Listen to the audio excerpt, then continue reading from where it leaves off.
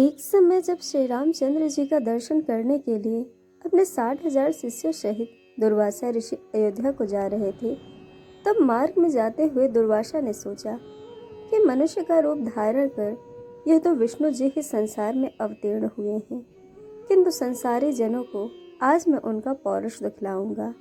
अपने मन में ऐसा विचारते हुए वह अयोध्या आए और नगरी में प्रवेश कर सबको साथ लिए भगवान के भवन 8 चौकों को लांघकर पहले सीता जी के भवन में पहुंचे।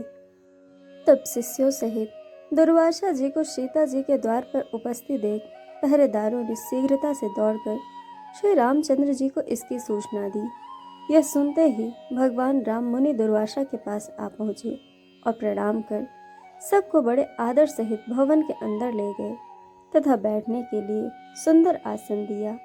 तब आसन पर बैठते ही ऋषि दुर्वासा ने मधुर वचनों में श्री रामचंद्र जी से कहा कि आज 1000 वर्ष का मेरा उपवास पूरा हुआ है। इस कारण मेरे शिष्यों सहित मुझे भोजन कराइए और इसके लिए आपको केवल 1 मुहूर्त का समय देता हूँ। साथ ही यह भी ज्ञात रहे कि मेरा यह भोजन जल, धेनु और में ही मेरी इच्छा अनुसार वह भोजन जिसमें विशेष प्रकार के पकवान प्रस्तुत हों मुझे प्राप्त हो। इसके अतिरिक्त यदि आप अपने धर्म की रक्षा चाहते हैं तो शिव पूजन निमित्त मुझे ऐसे पुष्प मंगवा दें जैसे पुष्प यहाँ अब तक किसी ने न देखे हों।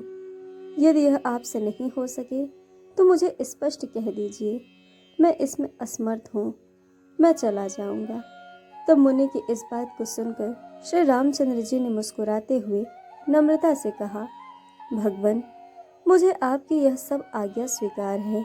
तब राम जी की बात सुनकर दुर्वासा ने प्रसन्न होकर कहा, मैं सरयू में स्नान करके अभी आपके पास आता हूँ, शीघ्रता करना। हमारे लिए सब सामग्रियों को प्रस्तुत करने के लिए अपने भाइयों तथा सीता को शीघ्रता से कह देना। रामचंद्र जी ने कहा, अच्छा आप जाइए, स्नान कर आइए। दुर्वासा जी स्नान करने चले गए। राम जी चिंतित हो गए। लक्ष्मण आदि भ्राता जानकी तथा सब के सब व्याकुल हो राम जी की ओर निर्विमेष दृष्टि से देखने लगे कि मुनि ने तो इस प्रकार की सब अद्भुत वस्तुएं मांगी हैं, इसके लिए देखें कि अब भगवान क्या करते हैं, क्योंकि बिना अग्नि, जल और बिना गौ के उनके लिए किस प्रकार से भोजन प्रस्तुत करते हैं। तब रामचंद्र जी ने लक्ष्मण जी से एक पत्र लिखवाया, फिर उस पत्र को अपने बाण में बांधकर धनुष पर चढ़ाया और उसे आकाश की ओर छोड़ दिया। वह बाण वायु के वेग से उड़कर अमरावती में इंद्र की सुधर्मा नामक सभा में जाकर उनके सामने गिर पड़ा। उस बाण को देखकर इंद्र व्याकुल हो गए कि यह किसका बाण है। फिर उसे उठाकर जो देखा तो उस पर श्री राम का नाम अंकित था।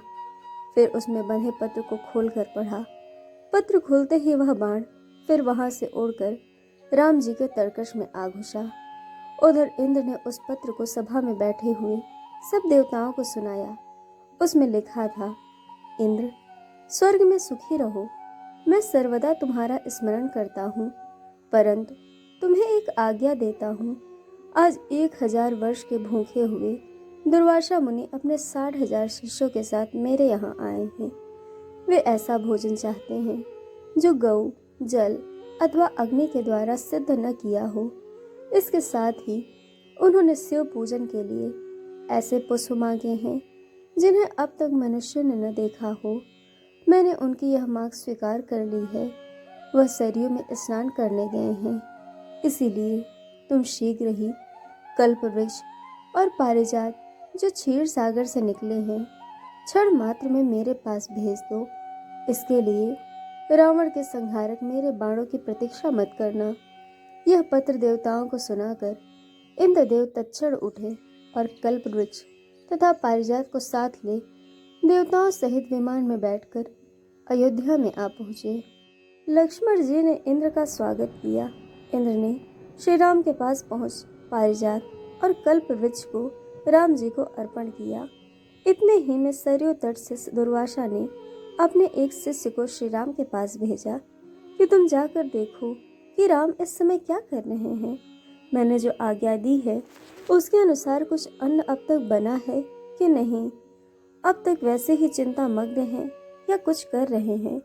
यदि मेरी आज्ञा अनुसार पकवान प्रस्तुत कर रहे हैं तो अब तक कितनी सामग्री तैयार हुई है, यह सब तुम चुपके से देखकर मेरे पास आ जाओ। जो आज्ञा गुरुदेव। ऐसा कहकर वह शिष्य राम जी के भवन में आया तो देखता है कल्पवृक्ष और पारिजात से युक्त देवताओं की मंडली में श्री राम विराजमान है। यह देखकर उस शिष्य ने शीघ्र ही दुर्वासा के पास जाकर यह समाचार कह सुनाया। शिष्य की बात सुनकर दुर्वासा जी को आश्चर्य हुआ। स्नान कर शिष्यों को साथ ले दुर्वासा ऋषि श्री रामचंद्र जी के सुंदर भवन में आ पहुंचे। दुर्वासा जी को आया देख देवताओं सहित राम जी ने उठकर उन्हें तथा उनके सब शिष्यों को बड़े आदर के साथ प्रणाम किया और उत्तम आसन पर बिठाकर सीता तथा लक्ष्मण आदि के साथ उनकी पूजा की। फिर जिन पुष्पों को मनुष्यों ने अब तक नहीं देखा था, शिव पूजन हेतु पारिजात के उन पुष्पों को श्री राम ने दुर्वासा जी के समक्ष प्रस्तुत किया। उन पुष्पों को देख मुनि दुर्वासा ने एक बार तो आश्चर्य किया, किंतु मौन भाव से उन्हें ग्रहण कर शिव जी तथा अन्य देवताओं की उन पुष्पों से पूजा की। फिर उसी क्षण श्री रामचंद्र जी ने लक्ष्मण तथा सीता आदि को सब भोजन परोसने की आज्ञा दी।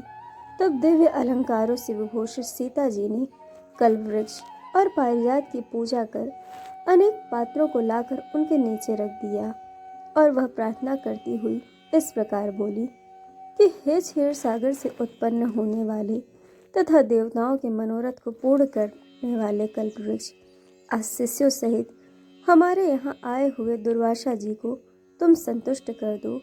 सीता जी के इस प्रकार कहते ही कल्पवृक्ष ने पल मात्र में वहां रखे हुए करोड़ों पात्रों को अनेक प्रकार के खाद्य सामग्रियों से पूर्ण कर दिया।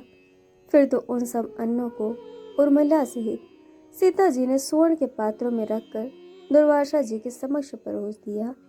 फिर तो रामचंद्र जी से निवेदित दुर्वासा ने अपने शिष्यों के साथ बड़े प्रेम से वह सब भोजन किया। फिर हाथ मुंह धो तांबूल तथा दक्षिणा ली। इस प्रकार अत्यंत क्रोधी और बात बात पर श्राप देने वाले दुर्वासा ऋषि प्रसन्नता पूर्वक अयोध्या से विदा हुए।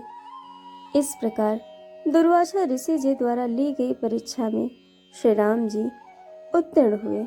तो दोस्तों, वीडियो आपको कैसी लगी यह हमें कमेंट करके ज़रूर बताइएगा और चैनल को सब्सक्राइब, वीडियो को लाइक शेयर करना बिल्कुल मत भूलिएगा। वीडियो देखने के लिए आप सभी का बहुत बहुत धन्यवाद। जल्द मिलेंगे एक और नए वीडियो के साथ।